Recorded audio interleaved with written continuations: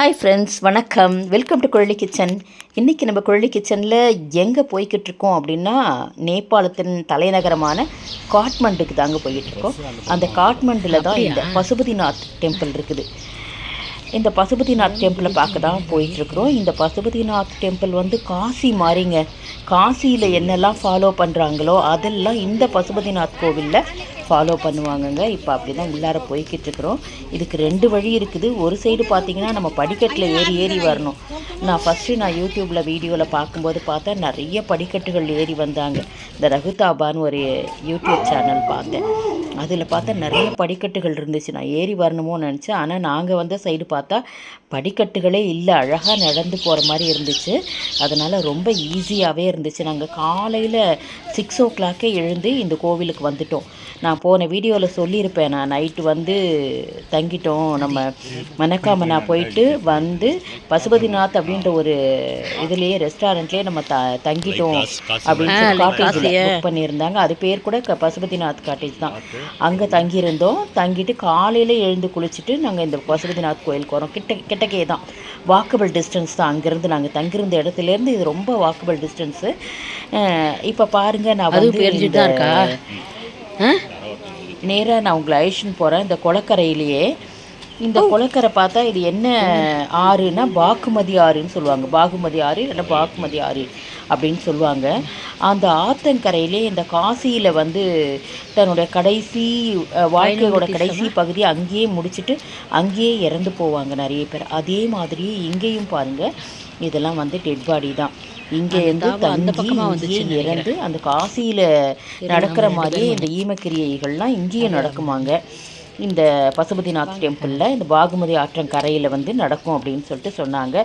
அதுதான் ஃபஸ்ட்டு போய் பார்த்துட்டு இப்படி வந்தோம். நாங்கள் வழியிலே இருந்துச்சு அந்த ஆறு. அந்த ஆற்ற கரையில் தான் எல்லாம் நடக்குது. அதை பார்த்துட்டு அப்படியே வந்தோம் நாங்கள். இங்கே பாருங்கள், இப்போ இது வந்து பசுபதிநாத் டெம்பிள். நம்ம வந்து உள்ளார வந்து அலௌடு கிடையாது. நம்ம வெளியில் தான் உங்களை நான் அழைச்சின்னு போகிறேன். ஃபுல்லாக அந்த என்ட்ரன்ஸு போகிற வரைக்கும் நான் உங்களை அழைச்சின்னு போகிறேன். அதுக்கப்புறம் போக முடியாது. ஆனால் உள்ளார எப்படி இருப்பார் சிவன் அப்படின்னா, 4 முகம் 5 முகம் இருக்கும். மேலேயும் ஒரு முகம் இருக்கும், சுற்றி 4 முகம் இருக்குது, அதுக்கு கீழேயும் முகம் இருக்குது. அது நம்ம 4 சைடும் கதவு வச்சுருக்காங்க. 4 சைடும் போய் அந்த சிவனை வந்து நம்ம பார்க்கலாம். நம்ம ரொம்ப அழகாக அலங்காரம் பண்ணி வச்சுருக்காங்க. இது வந்து நேபாளத்தில் காட்மண்டு அப்படின்ற இடத்துல தான் வந்து இந்த பசுபதிநாத் கோவில் வந்து இருக்குது. இது வந்து இந்துக்களால் வந்து ரொம்ப புனித இடமாக போற்றப்படுது. அதனால ஒரு சிவஸ்தலம் இது. எல்லாருமே வருவாங்க இங்கே. இது வந்து காட்மண்டு பள்ளத்தாக்கில் தான், இந்த பாகுமதி ஆற்றங்கரையில் தான் இது வந்து அமைஞ்சிருக்குது. இது வந்து ரொம்ப பழமையான வடிவமாக, இந்த சிவனுடைய வடிவம் வந்து ரொம்ப பழமையான வடிவம். இது வந்து பசுபதிநாதர் அப்படின்னா உயிர்களின் அதிபதி அப்படின்னு பொருளாங்க.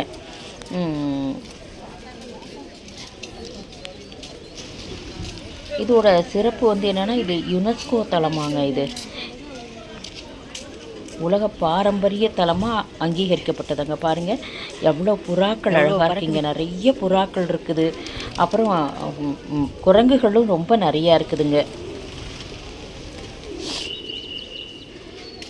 இது மட்டும் எடுத்துக்கலாம், அவ்வளோதான்.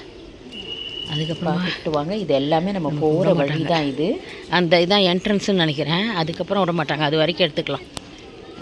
நான் அந்த சிவலிங்கத்துக்கு வந்து 4 முகத்து சைடையும் வாசப்படி இருக்குதுங்க. 4 பக்கமும் போய் நம்ம வந்து அதை பார்க்கலாம். அதே மாதிரி பார்க்கறதுக்கு வழி வச்சுருக்குறாங்க. இங்கே வந்து நம்ம ருத்ராட்ச மாலை வேண்டிக்கிட்டு வாங்கி போடுறாங்கங்க இந்த சிவனுக்கு. அதை வந்து பிரசாதமாக கூட கொடுக்குறாங்க. இந்த ஸ்டெப்ஸு தாங்க காமிச்சது ரகுதாபா. இதுதான் இறங்கி வரணும்னு சொல்லிட்டு இந்த வழியாக வந்துச்சு ஸ்டெப்ஸு. கோவில் நான் தான் சொன்னேன், கொஞ்சம் ஃப்ளாட்டாக இருக்கும், 4 படிக்கட்டு இருக்கும் சொன்னல. 5ஆம் பரவாயில்ல, படிக்கட்டு இல்லாத இடத்துல வந்து நிறுத்திருக்காங்க. ஆலயம் வந்து லிச்சாவி வம்சம்னு சொல்லுவாங்க. லிச்சாவி வம்சத்தை சேர்ந்த சுபஸ்வதேவர் என்ற மன்னரால் 5ஆம் நூற்றாண்டில் இது கட்டப்பட்டதாக வச்சிடணும். சிவனை எடுத்துக்கலாம். இதில் என்ன சுவாரஸ்யமான ஒரு புராண கதை அப்படின்னா, ஒரு பசு தினசரி இந்த வழியாக வந்தாங்கன்னு நினைக்கிறேன்.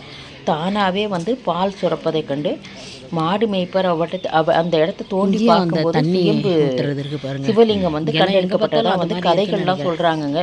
ஆனால் இங்கே சுயம்புநாத் அப்படின்ற ஒரு கோவிலும் இருக்குதுங்க. இப்போ வந்து நம்ம என்ட்ரன்ஸ் கிட்ட வந்துட்டோம். சுற்றி இங்கே என்னங்க பாருங்கள், இந்த படிக்கட்டு கூட சைடில் நான் காமிச்சிருப்பேன். இதான் வந்து என்ட்ரன்ஸு. நம்ம இதுக்கு மேலே வந்து அலவுடு கிடையாது, ஃபோட்டோ அதெல்லாம் அலவுடு கிடையாது. அதனால் இதுக்குள்ளார போனால் என்னென்னா நேராக சுவாமியை போய் தரிசிக்கலாம். நம்ம நான் உங்களுக்கு வந்து எப்படி இருப்பார் அப்படின்றதையும் நான் வந்து உங்களுக்கு கொடுத்துருக்கேன். அந்த இமேஜ் வந்து உங்களுக்கு நான் கொடுத்துருக்குறேன். ஸ்ரீ பசுபதிநாத் மந்த்ராலய. இது வந்து ஒரு நிலநடுக்கத்தில் வந்து கொஞ்சம் நிறைய சேதமடைஞ்சுட்டாங்க. இந்த 2015ஆம் ஆண்டு வந்து நேபாளத்தை உலுக்கிய வந்து சக்தி வாய்ந்த ஒரு நிலநடுக்கத்தின் போது இந்த சுற்றியுள்ள பகுதியெல்லாம் கொஞ்சம் சேதமடைஞ்சுதான். இருந்தாலும் முக்கிய கோவில் வளாகம் எந்த பாதிப்புமே இல்லாமல் இருந்துச்சாங்க. பாருங்கள், அங்கே நின்று கொஞ்சம் நாங்கள் ஃபோட்டோலாம் எடுத்துக்கிட்டோம். ரொம்ப அந்த பசுபதிநாத் கோவிலுக்குள்ளார போகும்போது அங்கே பாடல்கள்லாம் பாடினாங்கங்க. சிவன் பாடல்கள்லாம் ரொம்ப நல்லா இருந்துச்சு. எங்களுக்கு கேட்குறதுக்கே பக்தி வராதவர்களுக்கு கூட பக்தி வரும். அந்த மாதிரி நல்லா தாளத்தோட பாடல்கள்லாம் நிறையா பாடினாங்க. நாங்கள் சிவனை நல்ல கண்குளிர தரிசிச்சுட்டு தான் வெளியில் வந்தோம். நாங்கள்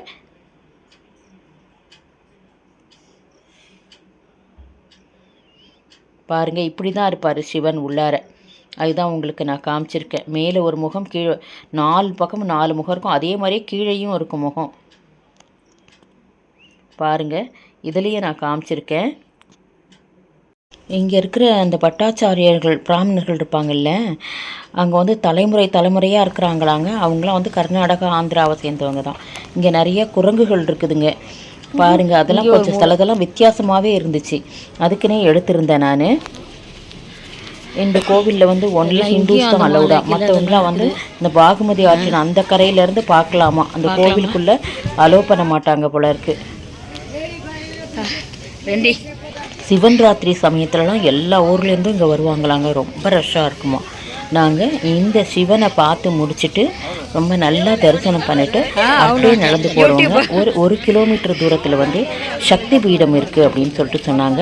அந்த சக்தி பீடத்தை பார்க்க தான் போய்கிட்டு இருக்கிறோம். அதை உங்களுக்கும் காமிக்கிறேன். நான் கொஞ்சம் தூரம் தான், வாக்கபிள் டிஸ்டன்ஸ் தான். அந்த போகிற வழியிலையும் பார்த்தீங்கன்னா ரொம்ப நல்லா இருந்துச்சு. ரோடு நல்லா இருந்துச்சு. நல்லாவே நடந்து போகலாம். கொஞ்சம் தூரம் நான் பாருங்களேன், இதை தான் சொல்ல வந்தேன். எவ்வளோ குரங்குகள் பாருங்களேன். அதுக்கு வாழைப்பழம்லாம் போட்டுக்கிட்டு இருந்தாங்க எல்லோரும். பாருங்கள், பாக்ஸில் எடுத்துகிட்டு வந்து போட்டுட்ருக்காங்க. அவ்வளோ குரங்குகள் அங்கே இருந்துச்சு. புறாக்கள் கூட நிறைய இருக்குது. அங்கேயும் கோவில்லையும் இருந்துச்சு, பசுபதிநாத் கோவில்லையும். அதே போல் இங்கேயும் நாங்கள் வழியில் அந்த சக்தி பீடம் போகிறோம் பாருங்கள், அந்த வழியிலையும் நிறையா புறாக்கள் இருந்துச்சு. அங்கே போயிட்டு மேலே அந்த சக்தி பீடத்தையும் பார்த்தோங்க. அந்த உள்ளார வந்து ஃபோட்டோ எடுக்கிறதுக்கு அனுமதி கிடையாது. ஆனால் அந்த கோவில் ஃபுல்லாக உங்களுக்கு சுற்றி காமிச்சிருக்கிறேன். ரொம்ப நல்லா இருந்துச்சு. சக்தி பீடத்தை பார்த்தோம். இவங்கெல்லாம் பார்த்துட்டு திரும்பி வராங்க, ரிட்டர்னில் வராங்க. நாங்கள் இப்போ தான் போகிறோம். அவங்க எங்களுக்கு முன்னாடியே எழுந்து குளிச்சுட்டு கிளம்பி போகிறாங்க. பாருங்கள், அந்த பாகுமதி ஆறு தான் நினைக்கிற சைடில் அந்த ஆறு இருந்துக்கிட்டே இருந்துச்சு. நாங்கள் வந்து இந்த சைடு நடந்து போய்கிட்டு இருக்கிறோம். இங்கேயும் புறா நிறையா இருக்குது. போனோம்னா அங்கே சக்தி பீடம் வந்து கீழே வந்து தரையாக ஒரு லோட்டஸ் மாதிரி இருந்துச்சு. ஒரு பெரிய ஒரு இதழ் எப்படி இருக்கும் லோட்டஸோட இதழ், அது மாதிரியும் இருந்துச்சு. அது வந்து வெள்ளி கவசம் போட்டு வச்சுருந்தாங்க. ரொம்ப நல்லா இருந்துச்சு. அதை க்ளீன் பண்ணி எல்லாமே பூஜையெல்லாம் பண்ணி அபிஷேகம்லாம் பண்ணிக்கிட்டு இருந்தாங்க. இங்கே பாருங்கள், இங்கே கூட நிறைய இந்த புறாக்கள் இருக்குது பாருங்கள். நிறைய பேர் அங்கே கூட கோவிலில் வாங்கி போட்டுட்டு போகிறாங்க. அதுக்கு நிறையா இதாங்க சக்தி பீடம் கோவிலுடைய என்ட்ரன்ஸு. கொஞ்சம் படிக்கட்டுகள் இருக்குது, அதில் ஏறி தான் மேலே போகணும் நம்ம.